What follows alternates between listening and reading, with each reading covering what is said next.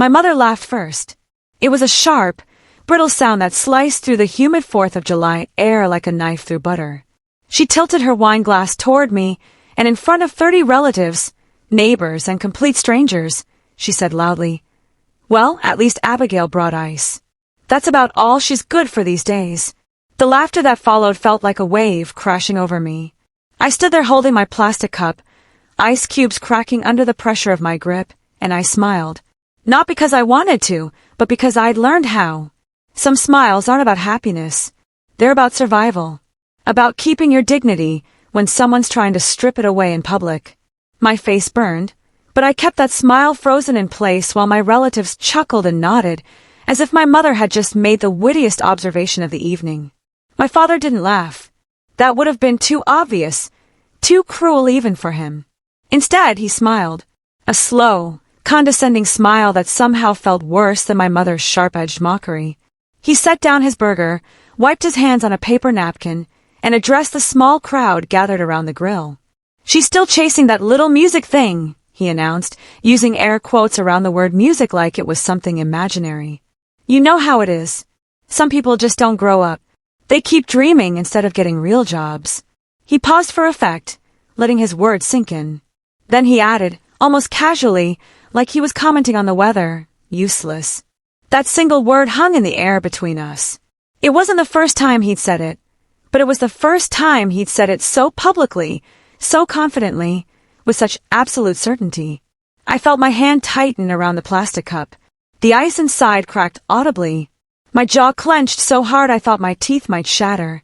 But I kept smiling. That terrible, practiced smile that women learn early in life. The one that says I'm fine, everything's fine, while something deep inside caves in quietly. I perfected this smile over 29 years. Through childhood comparisons, teenage dismissals, and adult humiliation. My brother stood near the grill, basking in the attention he always received. Perfect, practical, promising. Everything I supposedly wasn't.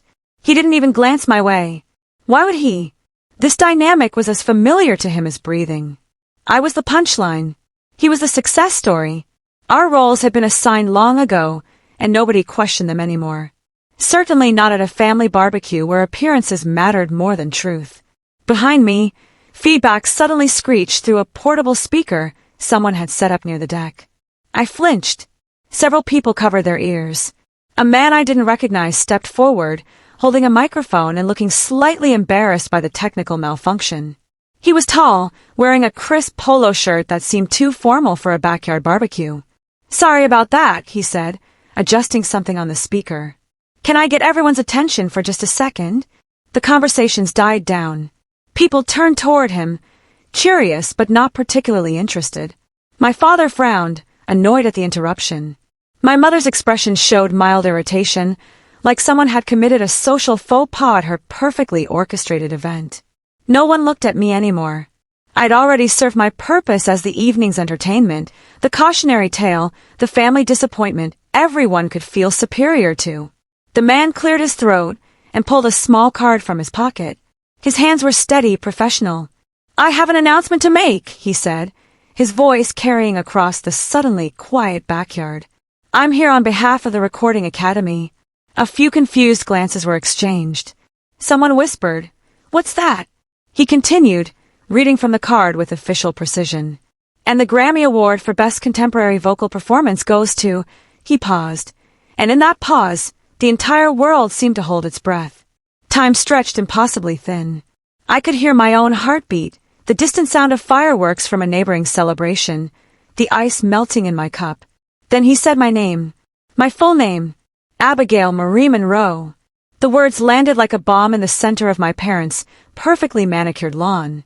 No one clapped. No one moved. The silence that followed wasn't peaceful or respectful. It was the silence of shock, of cognitive dissonance, of reality suddenly contradicting everything people thought they knew. My mother's mouth stayed open, her wine glass frozen halfway to her lips. My father's confident smile collapsed into confusion. His face went through several expressions in rapid succession. Disbelief, confusion, something that might have been recognition. Someone in the back whispered loudly enough for everyone to hear, "Wait, her? Our Abigail." Another voice responded, "That can't be right." Phone started coming out. I heard the soft clicks of screens being unlocked, the quiet tapping of my name being searched. Truth spreads faster than gossip in the digital age.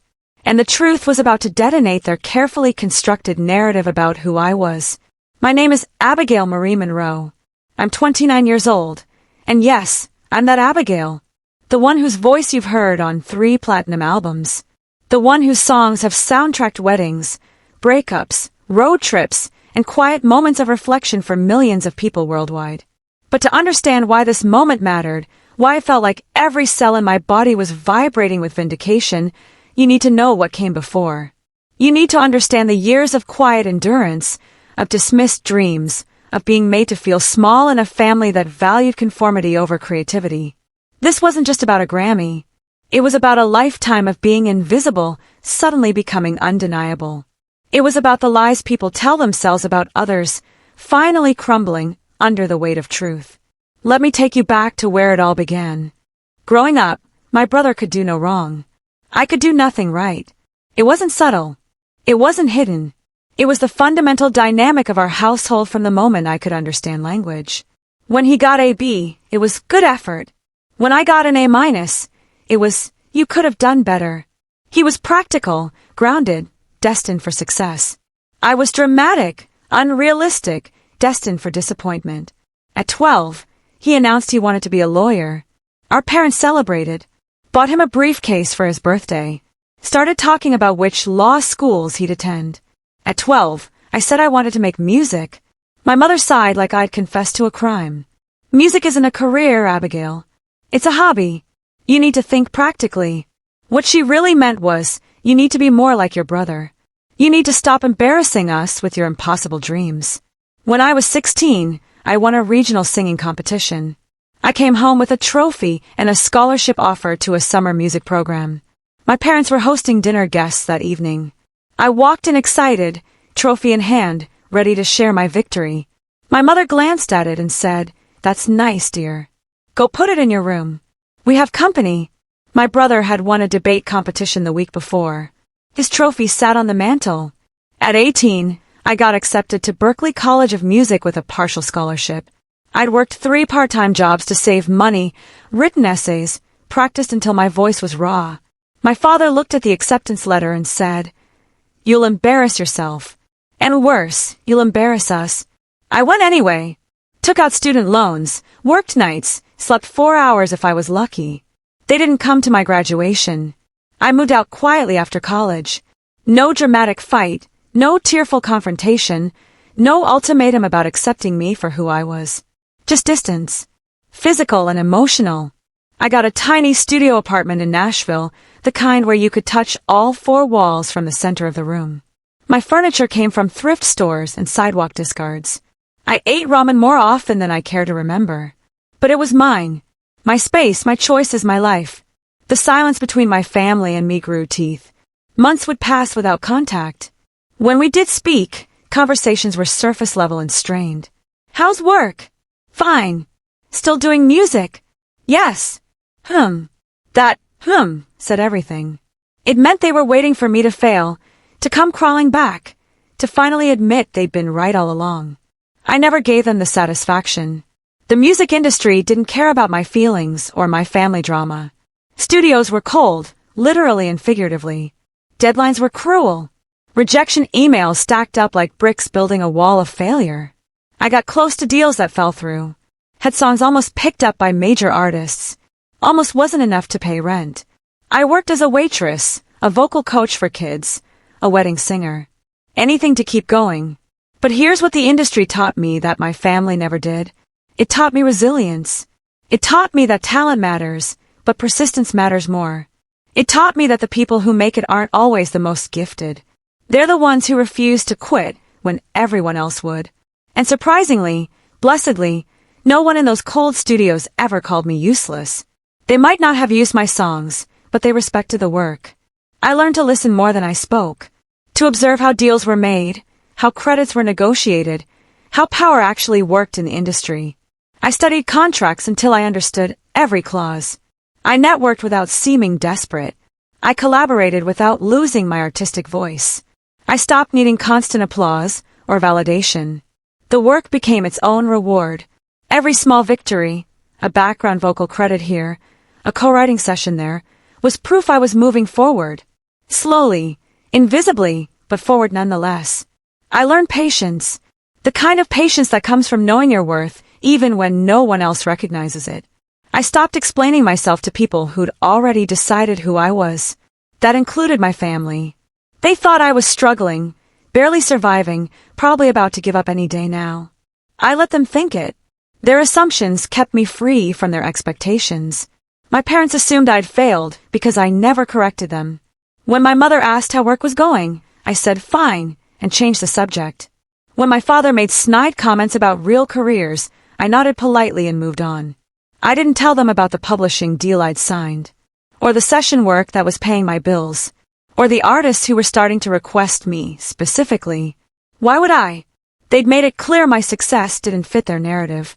They'd invested years in positioning me as the family disappointment, the cautionary tale they could point to when discussing the importance of practical choices. Letting them think the worst was easier than fighting for recognition I didn't need from them anymore. It kept me free. Free from their judgment, their conditional approval, their constant attempts to reshape me into someone I wasn't. The distance became a gift I gave myself. The project that changed everything didn't come with fireworks or fanfare. It started with a phone call on a Tuesday morning. A producer I'd worked with months earlier had recommended me to a major artist looking for a specific vocal quality. They wanted someone who could convey vulnerability and strength simultaneously. Someone who understood emotional nuance. The audition was blind. They didn't see my face or know my background. They just heard my voice. I got the job. Then came the contract, thick with legal terminology and protective clauses, and a non-disclosure agreement that could have been a novella. I signed everything, understanding that silence was now part of my job description. They warned me explicitly. Say nothing about this project until we announce it. Nothing. I agreed. I was good at keeping quiet. I'd had 29 years of practice keeping my real life separate from my family's version of it. The barbecue invitation came 6 weeks later. A text from my mother, brief and impersonal. Family gathering. 4th of July. 2 p.m. Try to come. No, please. No, we'd love to see you. Just an obligation disguised as an invitation. I stared at that text for a long time.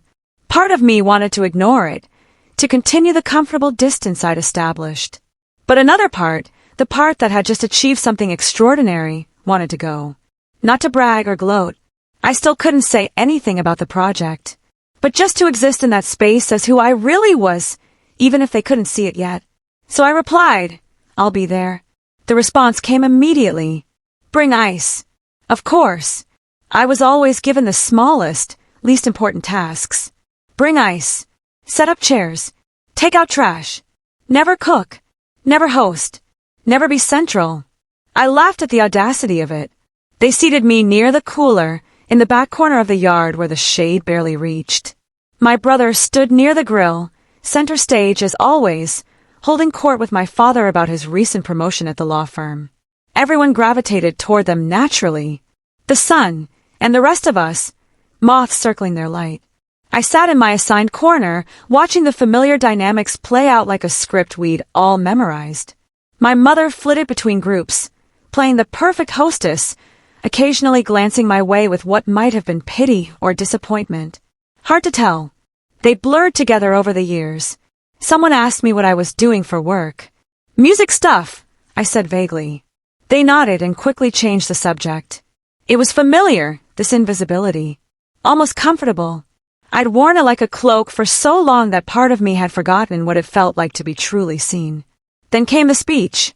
My father, fortified by 2 beers and an audience, decided it was the perfect time to hold court. He started with stories about my brother's accomplishments, the cases he'd won, the clients he'd impressed, the trajectory of his promising career. Everyone listened, nodded, smiled appropriately. Then he pivoted to me. Of course, we can't all be winners, he said, gesturing toward my corner. Some of us are still figuring things out. The laughter was polite but present. My mother joined in, adding her comment about the ice, about me being good for simple tasks at least. Then my father delivered his final assessment. That word. Useless. He said it like it was a diagnosis, a medical fact, something everyone already knew but was too polite to mention. They thought the story was over. They thought they'd written the ending, and I was just a supporting character in my brother's success narrative. They were wrong. The Grammy committee liaison had followed me to the barbecue at my request. I'd coordinated it carefully, privately, through my management team. The announcement was supposed to happen the following week, but I'd asked for a special arrangement. Neutral ground. Public setting. No warning for anyone involved. The Recording Academy had been surprisingly accommodating. They understood the power of the moment, the story it would tell. When he read my name from that card, when he made it official in front of 30 witnesses, the validation wasn't for me. I already knew who I was. It was for everyone who'd ever been dismissed, underestimated, made to feel small by people who should have celebrated them. The liaison had no idea about my family dynamics. He just knew he had an announcement to make and a Grammy winner to acknowledge. The timing was perfect. Divine almost. My father was the first to speak after the initial shock wore off. His voice came out strangled, confused. Is this some kind of joke? His face had gone pale, then red, cycling through colors like a malfunctioning traffic light. The liaison shook his head, his expression remaining professional and neutral. No, sir. This is official. Ms. Monroe won the Grammy for Best Contemporary Vocal Performance. The award will be presented at the ceremony next month, but the Recording Academy wanted to personally notify her first. He turned to me. Congratulations, Ms. Monroe. I nodded, still holding my plastic cup with its melting ice. Thank you, I said quietly. My voice sounded strange in my own ears. Calm, steady, nothing like the small, apologetic voice I'd used in this family for years. My mother's face had gone completely blank, like her brain couldn't process the information it was receiving. The phones came out faster than I could track. Fingers swiped and tapped frantically. My name, my full name, entered into search engines and social media platforms. I watched their faces as the results loaded, the shock deepening, the recognition dawning, the impossible becoming undeniable. My brother's girlfriend held up her phone. Oh my God, it's true. She's worked with everyone. How did we not know this? My cousin, who'd laughed at my mother's ice comment 5 minutes earlier, was reading my Wikipedia page out loud. 3 platinum albums. Collaborated with. She listed names. Major names. Artists everyone knew. My aunt interrupted. But she never said anything. Someone else responded. Maybe because we never asked. That comment hung in the air, heavy with implication. Relatives started avoiding my parents' eyes. The power dynamic had shifted so dramatically, so publicly, that no one knew how to act anymore. Some looked embarrassed. Others excited. A few seemed angry, like I'd deceived them somehow. My mother tried to speak. Her mouth opened and closed several times, but nothing came out. All the cutting remarks, the dismissive comments, the years of making me feel inadequate had evaporated her authority. She had no script for this moment, no practiced response for when the failure became the success story. My father's face went through several more color changes. I could see him trying to calculate, to find an angle, to figure out how to spin this situation in his favor. Well, he finally managed, his voice hoarse. We always knew you had potential. The lie was so blatant, so desperate, that several people actually laughed. Not with him. At him. My brother stood frozen by the grill, his burger forgotten. For the first time in our lives, I'd done something he couldn't match. The golden child had been eclipsed. And everyone was watching. Neighbors started making excuses to leave. We just remembered we have somewhere to be. My mother found her voice, but it came out weak, uncertain. Abigail, why didn't you tell us? It was almost funny. The audacity of the question. Why didn't I tell the people who'd spent decades telling me I'd fail? Why didn't I share my success with the family who'd made it clear my dreams were embarrassing? I looked at her directly for the first time that evening. Really looked at her. Saw the social mask cracking, the desperate attempt to maintain dignity in front of her guests. You never asked, I said simply. And you wouldn't have believed me if I told you. That truth settled over the backyard like fog. Heavy. Inescapable. My father tried to recover. Well, this is wonderful news. We should celebrate. We're so proud of you. The words sounded hollow, performative. Everyone could hear it. Pride that materialized only after public validation. Love that appeared only when there was something to gain. I could have said something in that moment. Could have laid out every hurt, every dismissal, every time they'd made me feel worthless. Could have detailed the nights I'd cried myself to sleep wondering why I wasn't good enough for my own parents. Could have explained how their rejection had shaped me, hardened me, forced me to find validation within myself instead of from them. I could have made them understand exactly what they'd done, exactly what they'd lost. But I didn't. Some things don't need to be said. Some victories don't need explanation. Standing there, officially recognized for my work, watching their carefully constructed narrative collapse under the weight of truth, was enough. More than enough. I'd spent 29 years trying to earn their approval, trying to make them see me. Now they could see me. Everyone could see me. And I realized I didn't need their pride anymore. That need had died somewhere along the way. I set my empty cup down on the cooler. The ice had completely melted.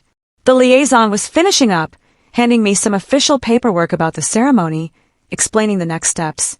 I listened, nodded, thanked him professionally. My parents stood a few feet away, frozen, waiting to see what I'd do next. Waiting to see if I'd forgive them, if I'd let this moment become a reconciliation story they could tell their friends. I didn't give them that satisfaction. I turned to the liaison and said, "Thank you for coming. I appreciate you making the trip." Then I looked around the backyard one last time. At the relatives who'd laughed at me. At the neighbors who'd pitted me. At my brother who'd never once stood up for me. At my parents who'd never believed in me. And I walked away. Not dramatically. Not with a speech or a confrontation. Just quietly, calmly, with my head held high. I walked out of that backyard and out of that narrative forever. They lost their story that day. The story where I was the disappointment and they were the wise parents who'd tried to guide me toward reality. Where my brother was the golden child and I was the cautionary tale. That story died in front of 30 witnesses on a hot 4th of July afternoon. I gained something more valuable than their approval or understanding. I gained my life back.